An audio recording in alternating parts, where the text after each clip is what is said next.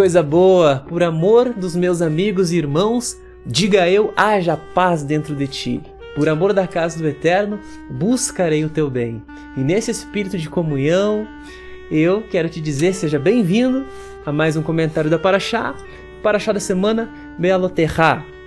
E por falar em comunhão, amigos e irmãos, eu vou deixar aqui na descrição desse vídeo o link do meu amigo Akiva. Ele faz postagens todos os dias com a aliá da Parashá semanal. Então, sem mais delongas, agora fique com o nome da Parashá e uma breve introdução e vamos ao que interessa. A alma do homem é a lâmpada de Deus, mas para que ela seja acesa é necessário encontrar dentro de cada um de nós o interruptor que ativa essa luz.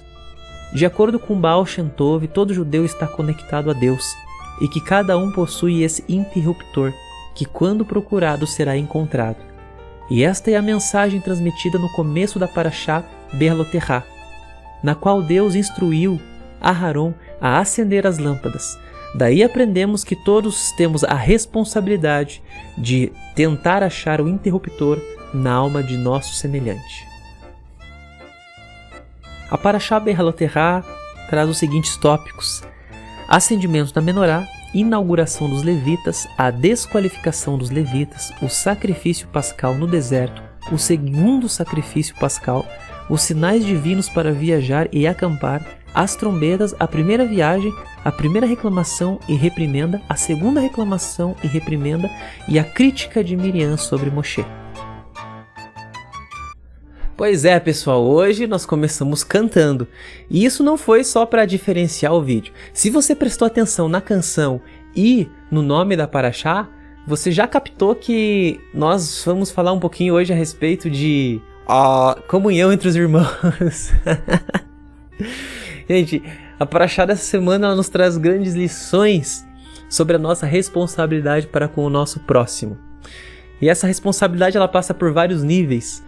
E já de cara, nós vemos a responsabilidade de Aharon em acender a menorá, na inauguração do Mishkan. Os sábios dizem que Aharon ele não criou uma grande expectativa para fazer o acendimento da menorá. E por quê? Porque lá em Shemot, no capítulo 40, verso 4, a Torá nos diz que Moshe já havia acendido a menorá pela primeira vez. Então Aharon pensou, não vai ser nada de novo, uma inauguração, então ele não criou grandes expectativas. Mas a grande verdade é que, apesar daquilo já ter sido feito, o ato de Aharon fazer seria totalmente diferente. E olha que legal, como a gente viu na semana passada, na Parashá de Nassó, Moshe ele trazia um nível de conexão entre o povo e Deus. Mas Aharon ele era responsável também por uma conexão em um outro aspecto, um aspecto mais elevado, espiritual. E nessa Parashá, apesar de Moshe já ter acendido a menorá, Aharon ele tem um papel fundamental nesse acendimento, pois é a inauguração, efetivamente falando, do Mishkan. Nesse aspecto, nós podemos dizer que qualquer relação de Moshe com a menorá está naquele nível de instrução e de prática propriamente dito. Mas quando Aharon entra no negócio, ele traz aquela conexão, aquele nível espiritual, trazendo então a plenitude, complementando aquilo que vem através de Moshe e aquilo que vem a partir de Aharon. E isso nos traz uma grande lição, porque certamente você já viu alguém que está fazendo uma coisa, ou que já fez uma coisa, e você de repente se depara com a oportunidade de fazer algo parecido ou até mesmo igual. E você fala assim, não, eu não vou fazer isso porque fulano já fez, a outra pessoa já está fazendo, por que eu vou ser mais um e fazer a mesma coisa? Mas talvez não seja a mesma coisa. Literalmente falando, são as mesmas coisas, mas o que aquilo pode surtir de efeito na vida de alguém através da sua vida é algo que somente o Eterno pode realizar segundo seus planos, segundo seus desígnios. Então, a gente nunca deve olhar para as situações e as oportunidades que nos aparecem e dizer, não, isso aqui já foi feito, talvez eu não faça tão bem, ou talvez não seja tão relevante assim. Não, dentro daquela responsabilidade de que nós temos que estar atentos para acender ou ligar o interruptor na vida do nosso semelhante, quem sabe o acendimento da menorá não esteja na sua responsabilidade e você está falando assim, não, isso aqui não é para mim. E agora, pessoal, nós vamos de Midrash, e essa semana o Midrash ele vai responder, ilustrar o porquê a inauguração dos levitas sucede o acendimento da menorá.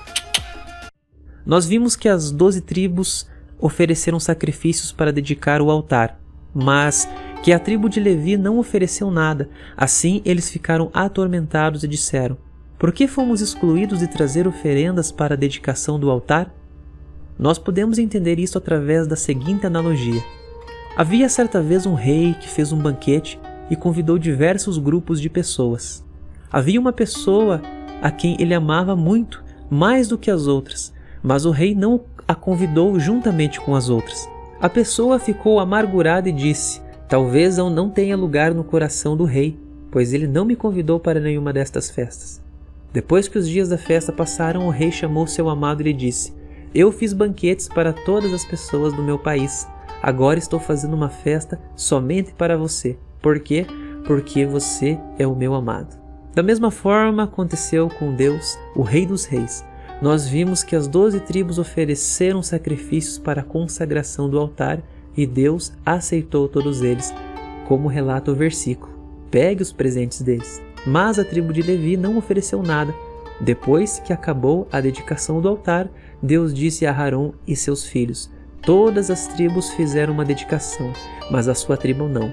Assim a Torá continua: fale com Arão e lhe diga quando você acender as lâmpadas, e posteriormente convença os levitas. Aqui era uma festa exclusiva para a tribo de Levi. As 10 sefirot são 10 atributos divinos.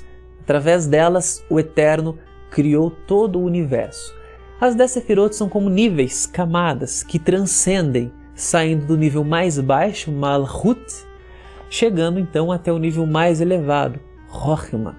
Malchut é da ideia de reinado, o mundo físico, o mundo natural. E Rochma, a ideia de sabedoria, de luz, que é o nível mais elevado espiritualmente falando.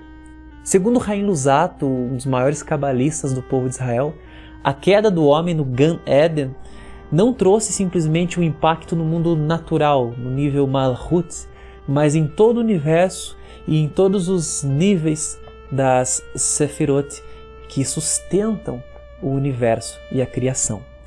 E olha que legal o que o Zohar nos traz na Parashá Beloterá a respeito da relação de Aharon com a menorá. O óleo da menorá representa a Sefirá de Rochma. Como você pode ver no diagrama das Sefirot, a primeira das 7 Sefirot emocionais a receber a luz da sabedoria é Chesed. Aharon representa Chesed, a Sefirá imediatamente abaixo de Rochma. Ele amava a paz e Chesed, e os perseguia, certificando-se de que as disputas fossem resolvidas amigavelmente. Portanto, era apropriado designá-lo para acender o óleo, a sabedoria, e meditar sobre ele, imbuindo todas as 7 luzes da emoção humana, representadas pelas 7 sefirot de Chesed, Gevurah, Tiferet, Netzach, Hod, Yisod e Malchut. No mundo acima, essas sefirot são chamadas de Zeir Anpin. O sagrado Ari explica que o incenso conectou todas as 10 sefirot de Zeir Anpin através da consciência de Binah. O óleo da menorá representava a consciência de Rochma. Esta foi a razão para acender o incenso ao mesmo tempo que a menorá, pois juntos eles representam a descida dos níveis superiores de consciência em unidade. Pessoal, desde o início nós estamos falando da responsabilidade para com o próximo e como nós podemos ajudar esse próximo, esse irmão, a encontrar o interruptor que ativa a conexão dele com o Eterno. E fazendo um paralelo disso com as 10 sefirot, nós podemos pensar da seguinte forma: entre o nível mais elevado, Rochma, e o nível mais baixo, Malchut, nós temos um ponto médio ali que nós poderíamos dizer Chesed. E Chesed é a finalidade do porquê faria sentido uma conexão entre Malhut e Chokhmah. O que eu quero dizer com isso? Nós buscamos uma grande relação com o Eterno, um nível espiritual elevado. Mas, para que isso aconteça, o propósito, a finalidade tem que ser justa perante o Eterno.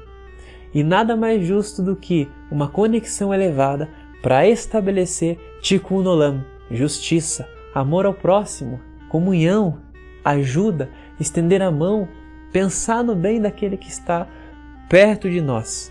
Diante de tudo que nós vimos até agora e principalmente as 10 Sefirot, nós podemos constatar o quão grande é o nosso Mashiach Yeshua. E para mim esse é o ponto mais importante de tudo que foi falado.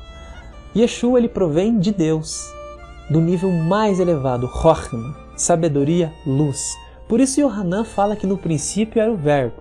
Ele está falando de Yeshua e ao mesmo tempo fazendo uma associação à Torá, Bereshit, quando no princípio o Eterno criou todas as coisas, sendo a primeira criação a luz, a sabedoria, Chokhmah, o nível mais elevado, de onde provém todas as coisas.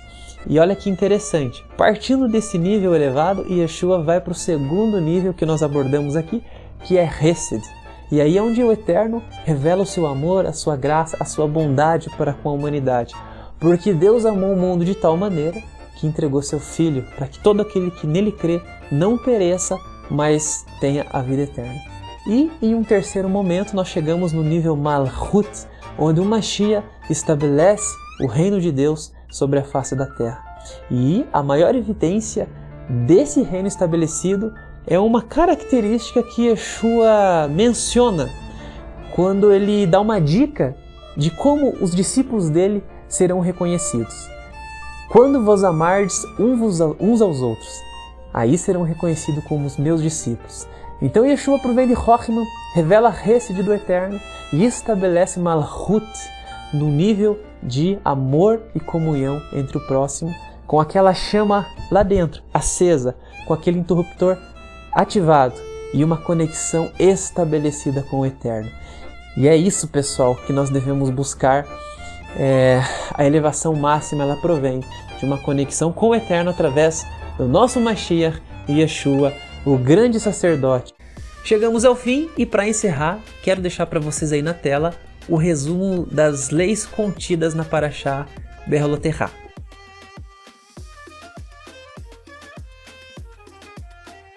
E hoje eu gostaria de me ater ao item 5 que fala a respeito do tocar trombetas. Para isso, nós vamos falar a respeito do mês de Elul, mais propriamente dito, o capítulo 128 do Shulchan Aruch, e o tema aqui é tocar shofar no mês de Elul. Então, o que diz aqui a lei judaica? É costume soar o shofar nesse mês, a partir do segundo dia de Rosh Chodesh, 1º de Elul. Os toques são feitos diariamente após o Shacharit, na seguinte ordem: Tekiá, Shevarim, Teruá e Tekiá.